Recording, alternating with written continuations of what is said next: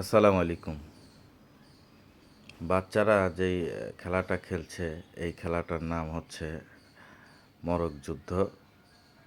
আমাদের পাবনার ভাষায় একে মরক যুদ্ধই বলে।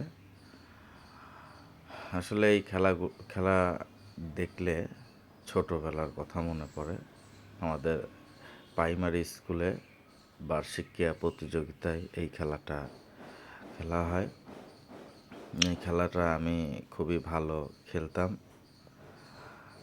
আমি ফার্স্ট পুরস্কারই বরাবরই নিয়েছি।